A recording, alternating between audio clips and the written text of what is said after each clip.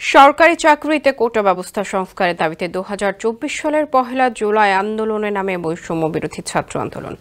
আন্দোলনে নানান ঘটনা প্রবাহের সঙ্গে সঙ্গে বদল আসে স্লোগানে। এসব স্লোগান আন্দোলনকারীদের মধ্যে বারুদের মতো কাজ করে, যোগায় ঐক্যবদ্ধ লড়াইয়ের প্রেরণা। কিন্তু শিক্ষার্থীদের ওপর ছাত্রলীগ সহ আইনশৃঙ্খলা রক্ষাকারী বাহিনী চড়াও হলে অসংখ্য আন্দোলনকারী প্রাণহানি ঘটে এবং জোরালো হতে থাকে স্লোগানের ভাষা।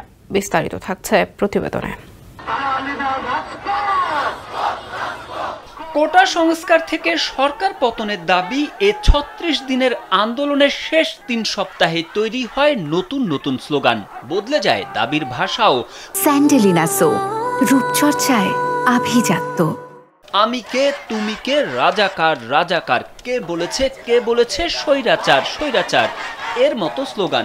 এছাড়াও শোনা যায় চাইলাম অধিকার, হয়ে গেলাম রাজাকার, আপোষ না সংগ্রাম সংগ্রাম সংগ্রাম, এবং দালালি না রাজপথ রাজপথ রাজপথ, এর মতো আরো অনেক স্লোগান। আন্দোলন আরো গতি পায় পুলিশের গুলিতে আবু সাইদের মৃত্যুর ঘটনায়।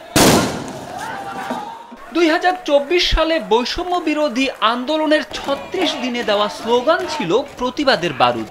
তবে ইদানিংকালে বিভিন্ন আন্দোলনে কিছু স্লোগান শোনা যাচ্ছে যেগুলোকে অশ্লীল বলে অভিহিত করা হচ্ছে।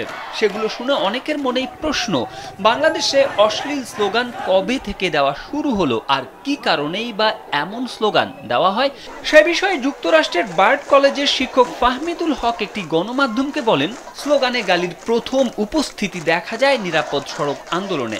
জেনজিরা নিজেদের প্রকাশ ভঙ্গির প্রক্রিয়ায় মাঝে মধ্যে গালি ব্যবহার করে। আগের জেনারেশনের জন্য বিষয়টা অবশ্যই অস্বস্তিকর, তবে অন্য সৃজনশীল স্লোগানের পাশাপাশি প্রকাশ ভঙ্গিতে খানিকটা গালির ব্যবহার বাড়তি ক্রোধ প্রকাশে সহায়ক হয়।